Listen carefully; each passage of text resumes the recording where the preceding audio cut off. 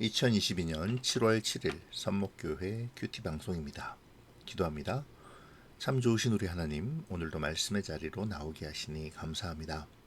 여러모로 힘든 계절이지만 말씀 속에서 위로와 힘을 얻도록 도와주세요. 함께 하여 주시기를 바라오며 감사를 드리고 예수님의 이름으로 기도합니다. 아멘. 오늘 묵상할 말씀은 갈라디아서 2장 11절에서 21절입니다. 게바가 안디옥에 이르렀을 때에 책망받을 일이 있기로 내가 그를 대면하여 책망하였노라. 야고보에게서 온 어떤 이들이 이르기 전에 게바가 이방인과 함께 먹다가 그들이 오매 그가 할례자들을 두려워하여 떠나 물러가매 남은 유대인들도 그와 같이 외식함으로 바나바도 그들의 외식에 유혹되었느니라. 그러므로 나는 그들이 복음의 진리를 따라 바르게 행하지 아니함을 보고 모든 자 앞에서 게바에게 이르되 내가 유대인으로서 이방인을 따르고 유대인답게 살지 아니하면서 어찌하여 억지로 이방인을 유대인답게 살게 하려느냐 하였노라. 우리는 본래 유대인이요 이방 죄인이 아니로되 사람이 의롭게 되는 것은 율법의 행위로 말미암음이 아니요 오직 예수 그리스도를 믿음으로 말미암는 줄 알므로 우리도 그리스도 예수를 믿나니 이는 우리가 율법의 행위로서가 아니고 그리스도를 믿음으로써 의롭다함을 얻으려 함이라. 율법의 행위로서는 의롭다함을 얻을 육체가 없느니라. 만일 우리가 그리스도 안에서 의롭게 되려 하다가 죄인으로 드러나면 그리스도께서 죄를 짓게 하는 자냐?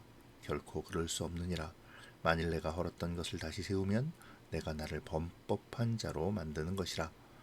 내가 율법으로 말미암아 율법에 대하여 죽었나니 이는 하나님에 대하여는 살려 함이라. 내가 그리스도와 함께 십자가에 못 박혔나니 그런즉 이제는 내가 사는 것이 아니요 오직 내 안에 그리스도께서 사시는 것이라.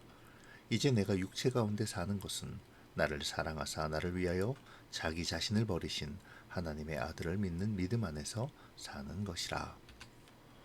내가 하나님의 은혜를 패하지 아니하노니 만일 의롭게 되는 것이 율법으로 말미암으면 그리스도께서 헛되이 죽으셨느니라. 아멘. 오늘 본문은 첫 부분부터 우리를 당황시킵니다. 바로 바울 자신이 게바, 곧 베드로를 책망했다고 말하기 때문이죠. 베드로가 누구입니까? 초대교회의 기둥이자 바울의 입장에서 본다면 대선배이죠. 그럼에도 바울은 베드로의 잘못이 있었고 그것에 대하여 책망했다고 말하는 것입니다. 바울이 여기서 베드로의 책망을 언급하는 이유는 어제 본문에서 바울이 베드로와 동등한 사도권을 가졌음에 대하여 말한 것을 증명하고자 하기 때문이죠. 어쨌든 베드로는 책망받을 일을 했습니다. 그 일은 안디옥에서 있었는데요. 사실 베드로는 유대인이었지만 이방인들과 함께 식사를 하는 것에 대하여 아무런 꺼리낌이 없었죠. 특별히 안디옥 교회는 대부분이 회심한 이방인 그리스도인들이었고 베드로는 이들과 교제하며 이방인들의 음식을 마다하지 않았었을 것입니다. 그런데 문제는 야고보가 보낸 방문객들이 예루살렘에서 왔다는 소식이 들려온 다음이죠. 그들이 왔다는 소식을 들은 베드로가 이방인들과 식사하는 도중 자리를 피해 자신이 이방인의 음식을 먹지 않은 척한 것이죠. 이에 그곳에 있던 바나바를 비롯한 다른 유대인들도 베드로를 따라 외식을 범했습니다. 바울은 그러한 베드로의 외식을 책망하고 있는 것이죠. 14절 이하는 바로 이 바울의 베드로를 향한 책망의 말씀입니다. 바울은 베드로에게 당신이 유대인으로서 이방인을 따르고 유대인답게 살지 않으며 어찌 억지로 이방인에게 유대인의 삶을 강요하느냐고 책망합니다. 이는 복음의 진리를 따라 바르게 행하지 않은 것임을 밝히는 것이죠. 바울은 베드로가 유대인임에도 이방인과 함께 식사를 하며 이방인의 음식을 먹은 것이 진리를 어긴 것이 아니라 유대인들의 눈이 두려워 함께 식사를 하다가 자리를 떠난 것이 진리를 어긴 것이라고 강조하죠. 베드로가 전통적인 유대인으로서의 삶을 버리고 이방인들과 함께 있다는 것이 책망받을 것이 아니라 유대인들의 시선을 의식하여 이방인들에게 상처를 준 행위가 진리를 어긴 것이라는 것입니다. 15절과 16절에서 바울은 앞서 베드로를 책망한 증거로 믿음으로 구원을 얻는다는 이신칭의의 교리를 펼칩니다. 왜냐하면 베드로의 행위는 철저하게 유대인들의 율법에 얽매인 행동이었기 때문이죠. 바울의 눈에는 베드로가 이방인들과 식사하며 그들의 음식을 먹는 것이 전혀 문제되는 행동이 아니었습니다. 바울에게 문제가 되는 행동은 그가 율법에서 완전히 자유롭지 못하여 유대인들의 시선을 의식했다라는 것이죠. 그래서 구원은 율법의 행위가 아닌 그리스도를 믿는 믿음으로 말미암는다고 힘주어 말하는 것입니다. 17절의 말씀은 바울의 주장을 완벽하게 뒷받침하고 있죠. 여기서 그리스도 안에서 의롭게 되려 한다는 말은 곧 베드로가 복음을 위해 이방인들과 교제하는 것을 의미하는 것입니다. 이방인들과 교제하는 것은 그리스도 안에서 의롭게 된 자들의 마땅한 행동이라는 것이죠. 그런데 그것이 어떻게 죄가 될 수 있느냐라는 것입니다. 설사 이방인의 음식을 먹었더라 하더라도 말이죠.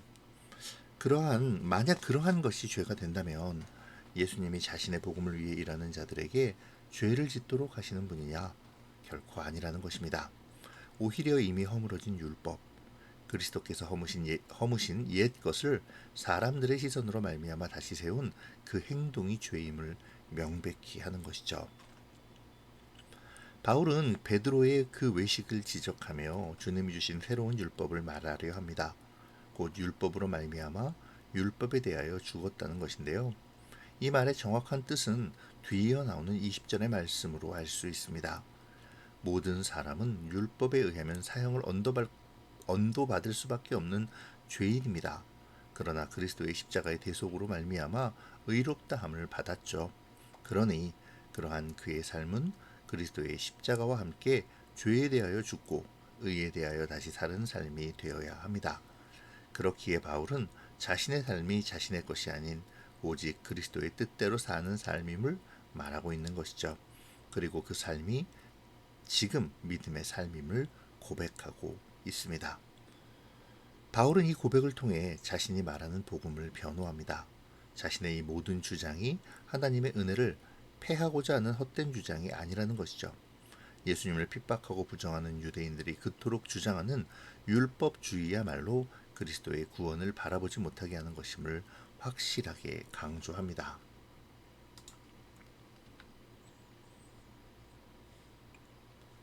바울이 책망하는 베드로의 외식은 안디옥 교회에서 있었던 일입니다. 베드로는 이방인들과 교제하며 이방인의 음식을 먹고 있다가 야고보가 보낸 유대인 그리스도인이 왔다는 소식을 듣고서 바로 그 자리를 피했었죠. 아마도 베드로는 이방인들과 교제하며 이방인의 음식을 먹은 것으로 인한 불필요한 오해와 분쟁을 피하려 했던 것으로 보입니다. 일견 이러한 베드로의 행동은 지혜로운 행동처럼 여겨지기도 합니다. 하지만 바울은 베드로의 이 행동이 분명 잘못된 것임을 밝히고 있죠. 본인은 지혜로운 행동이라 여겼겠지만 그 행동은 지혜로운 행동이 아니라 어리석은 행동이라고, 안디옥 교회에 큰 상처를 준 행동이라고 바울은 신랄하게 비판하고 있습니다. 사실 베드로의 이러한 행동은 사도와 함께 있다고 들떠있던 안디옥 교회의 이방인들의 큰 기대를 저버리는 행동이었죠. 그들은 사도로부터 예수님의 이야기를 듣는 것을 기대했으며 그렇기에 더욱 극진히 베드로를 대접하려 했을 것입니다.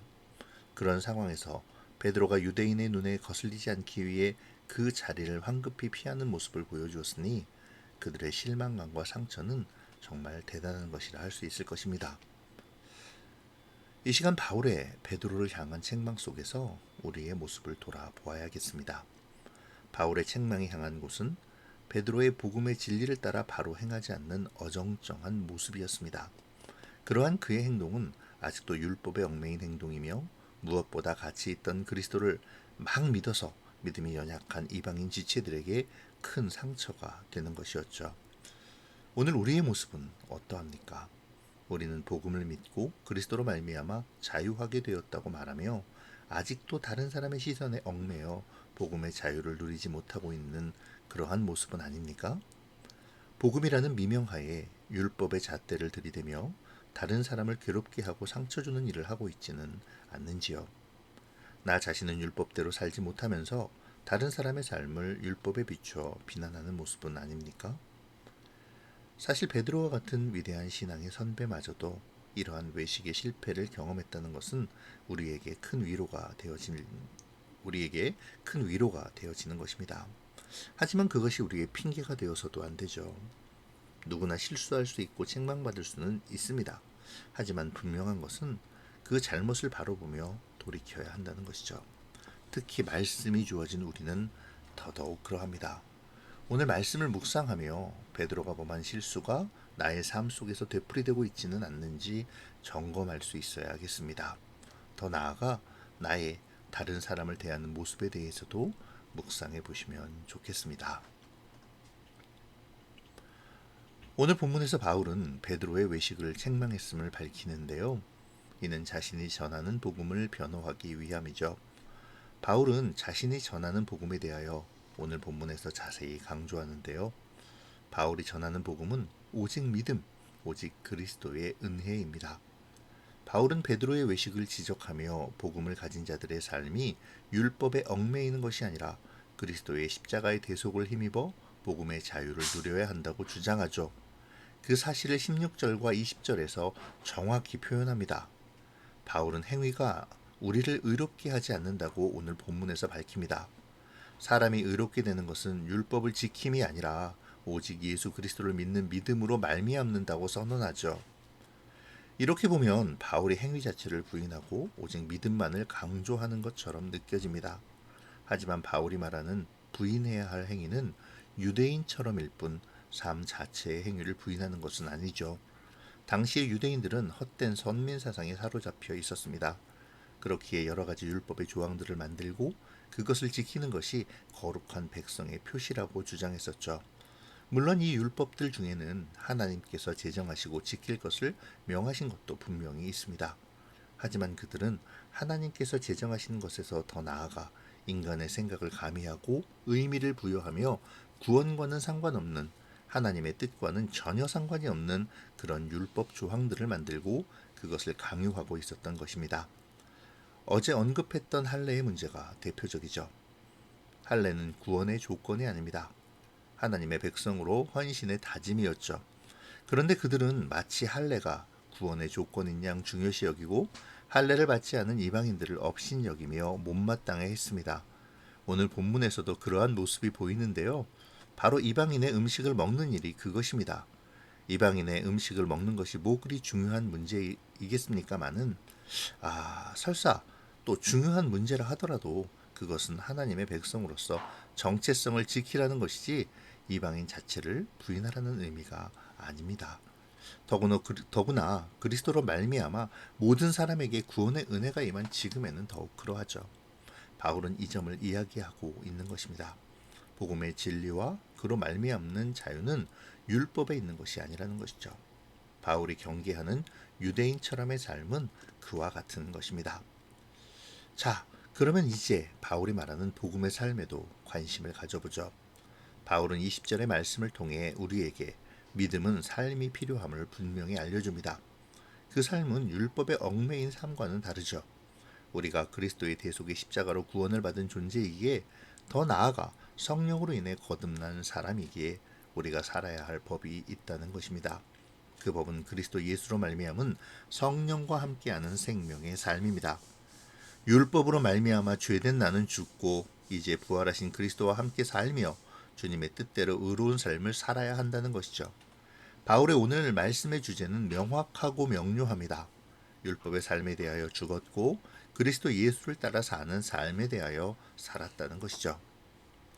이 시간 우리의 삶에 대하여 묵상합시다. 우리의 삶에 중요한 것은 무엇입니까?